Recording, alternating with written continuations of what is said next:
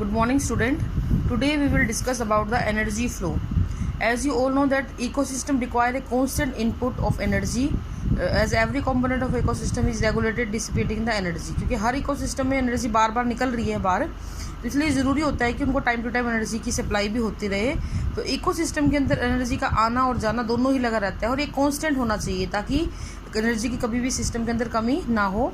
2 laws of thermodynamics given this flow of energy. 2 law है जो इसको फुलफिल करते हैं इस लॉ ऑफ एनर्जी को। फर्स्ट लॉ ये कहता है कि energy can neither be create nor be destroyed, it can transform from one form to another form. इसका कहने का मतलब ये होता है कि एनर्जी को ना तो आप पैदा कर सकते हो ना ही उसको डिस्ट्रॉय कर सकते हो, वो एक फॉर्म से दूसरी फॉर्म में सिर्फ बदल सकती है। दूसरा लॉ ये कहता है कि हर एक एक्टिविटी के अंदर जो भी एनर्जी कंज्यूमिंग एक्टिविटी होती है या एनर्जी ट्रांसफॉर्मेशन होता है, पूरा का पूरा ट्रांसफॉर्मेशन नहीं होगा, कुछ ना कुछ एनर्जी जो होती है वो लॉस भी होती है, कुछ ना कुछ एनर्जी वहाँ से खर्च भी हो जाती है। हमारे पास हमारी धरती पे जो अल्टीमेट सोर्स ऑफ एनर्जी है बेटा वो है फोटोसिंथेटिक एक्टिव रेडिएशन यानी सोलर एनर्जी। अगर हम flow of energy of ecosystem की बात करें तो हमेशा यूनिडायरेक्शन या वन वे का होता है, ये नहीं रिवर्स डायरेक्शन में चलता, ये डिक्रीज होता रहता है जैसे जैसे आप फर्दर ट्रॉफिक लेवल पे चढ़ते चले जाते हैं। Part of energy captured by producer to maintain it, क्योंकि बहुत सारी एनर्जी लाइक अगर पौधों ने 1000 किलो कैलोरी एनर्जी बनाई है तो उसमें से लगभग 10% ही वो अगले लेवल पर ट्रांसफ़र करते हैं, बाकी सारी वो खुद यूज़ करते हैं। Only 10% of gross productivity of the producer is entrapped by herbivores, यानी कि अगले लेवल में सिर्फ 10% एनर्जी ही ट्रांसफ़र हो पाती है। It is called as law of 10% by Lindeman. ये लिंडमैन एक साइंटिस्ट है जिन्होंने इस लॉ को ओरिजिनेट किया था और उन्होंने ये बोला था कि हर ट्रॉफिक लेवल पे जैसे जैसे आप जाते हो आपकी जो एनर्जी है वो 10% ही पहुंचती है, बाकी 90% जो है वो खर्च हो जाती है। इसमें आप ये देख सकते हैं जैसे कि प्रोड्यूसर अगर 1000 किलो कैलोरी एनर्जी सेव कर रहा है तो हार्बीवोर्स को 100 मिलेगी, कार्निवोर्स को 10 मिलेगी और सेकेंडरी कार्निवोर्स को ये 1 किलो कैलोरी ही मिलेगी। तो आप इस फिगर को थोड़ा ध्यान से देखिए। सोलर एनर्जी आती है, सारी की सारी 100% प्रोड्यूसर यूज़ नहीं करते, बहुत सारी वेस्ट होती है। प्रोड्यूसर बहुत सारी रेस्पायरेशन में यूज़ कर लेंगे, डिसिपेशन करेंगे और कुछ नॉट यूटिलाइज भी होगी, कुछ ऐसी भी होगी जो यूटिलाइज करी ही नहीं जाएगी और सिर्फ 10% हार्बीवोर्स को ट्रांसफ़र हो जाएगी। इस प्रकार से हार्बीवोर्स से आगे कार्निवोर्स को ट्रांसफ़र हो जाएगी। तो ये वेरियस तरीके बता रखे हैं, डिसिपेशन रेस्पायरेशन, ये सारे के सारे तरीके हैं जिसके द्वारा एनर्जी का लॉस होता है। और क्यों होता है वो आपको हम बता चुके हैं कि 10% एनर्जी, क्योंकि जो प्रोड्यूसर है ना वो खुद के लिए बना रहे हैं एनर्जी, वो दूसरों को ट्रांसफ़र करने के लिए नहीं बना रहे हैं, ठीक है। वो ट्रांसफ़र हो जाती है तो सिर्फ 10% हो पाती है, बाकी नहीं हो पाती है। अब हम बात करते हैं नंबर ऑफ़ ट्रॉफिक लेवल। तो मैक्सिमम किसी भी फूड चेन के अंदर एनर्जी का जो ट्रॉफिक लेवल होता है वो ज़्यादा से ज़्यादा 3 से 5 हो सकते हैं, 4 से 6 एक्वेटिक इकोसिस्टम में हो सकते हैं।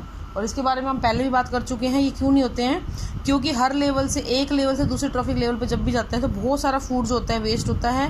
हर ऑर्गेनिज्म बहुत सारी एनर्जी को कंज्यूम करता है, लेकिन बहुत सारे को रेस्पायरेशन के थ्रू वो वेस्ट भी कर देता है। तो सारी की सारी एनर्जी ट्रांसफ़र नहीं होती है, सिर्फ और सिर्फ 10% एनर्जी बचती है अगले ट्रॉफिक लेवल के लिए।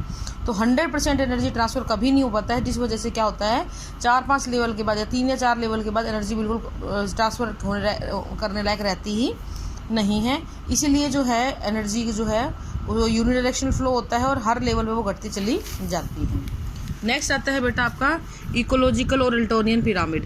It is a graphical representation of ecological pyramid. ये एक इकोलॉजिकल पिरामिड का ग्राफिकल रिप्रेजेंटेशन होता है। बहुत सारे पैरामीटर्स होते हैं आपके, जैसे नंबर है, बायोमास है, एनर्जी है। उन पैरामीटर्स को जब आप ग्राफिकली रिप्रेजेंट करते हो तो उनको हम एल्टोनियन पिरामिड या इकोलॉजिकल पिरामिड कहते हैं। एल्टोनियन पिरामिड इसको इसलिए बोला जाता है क्योंकि जिस साइंटिस्ट इसको डिस्कवर किया था उनका नाम एल्टोन था। उन्होंने बायोमास, एनर्जी और नंबर ऑफ इंडिविजुअल के हिसाब से जो है ग्राफिकल रिप्रेजेंटेशन दिए थे फूड चेन के। इनमें सबसे बेस में इसके ग्राफ के हमेशा आपके प्रोड्यूसर आते हैं और टॉप पे हमेशा कार्निवोर्स आते हैं। Developed by Charles Elton, it can be upright, inverted और स्पिंडल शेप। इस तरीके से होगा ट्रायंगल तो अपराइट कहलाएगा, अगर रिवर्स ट्रायंगल है तो इन्वर्टेड कहलाएगा और इस तरीके से है तो स्पिंडल शेप कहलाएगा। अब इकोलॉजिकल पिरामिड की अगर हम लोग बात करते हैं तो टाइप्स ऑफ इकोलॉजिकल पिरामिड 3 प्रकार के हैं। Pyramid of number, pyramid of biomass, pyramid of energy. ठीक है। Pyramid of number is the graphical representation of the number of individual per unit area of various trophic level, step wise with producer being kept on the basic. हमेशा ध्यान रखना चाहिए किसी भी प्रकार का पिरामिड हो, चाहे ऐसा हो चाहे ऐसा हो, बेस में हमेशा आपके क्या आएंगे, प्रोड्यूसर ही आएंगे। तो आप एक इकोसिस्टम का मैं आपको दिखा रही हूँ फिगर, देखिए जरा। जैसे ग्रास लैंड के अंदर है, ग्रास ऊपर है, फ्रॉग है, स्नेक है, फाल्कन है। तो ग्रास सबसे ज़्यादा होगी, फिर ग्रास ऊपर उससे कम हो जाएंगे, फिर फ्रॉग उससे भी कम हो जाएंगे, स्नेक और भी कम, और फाल्कन बहुत ही कम हो जाता है। ये एक्वेटिक इकोसिस्टम में देखिए फाइटोप्लैंक्टन मैक्सिमम नंबर में, फिर जू प्लैंक्टन कम होएंगे, स्मॉल फिशेज और कम हो जाएंगे, लार्ज फिश और कम हो जाएंगी। अब हम कुछ इन्वर्टेड पिरामिड के एग्जांपल देख लेते हैं। जैसे ट्री के ऊपर रहने वाले बर्ड्स बहुत सारे होते हैं, एक पेड़ पे बहुत सारे पक्षी, बहुत सारे पक्षियों के ऊपर बहुत सारे पैरासाइट और उनके ऊपर हाइपर पैरासाइट, ठीक है। ये इन्वर्टेड पिरामिड का एग्जांपल है। ऐसे ही स्पिंडल शेप, ट्री के ऊपर बहुत सारे बर्ड, लेकिन उन बर्ड को खाने वाला एक हॉक। तो इस प्रकार से बेटा आपके जो स्पिंडल शेप पिरामिड बनता है नंबर के लिए ट्री वाला, और एक ये ट्री वाला इन्वर्टेड भी बनता है जहाँ पे बर्ड्स के ऊपर पैरासाइट और हाइपर पैरासाइट की हम लोग बात करते हैं। तो आज के लिए इतना ही है बेटा, बाकी कल करेंगे। Thank you and have a nice day.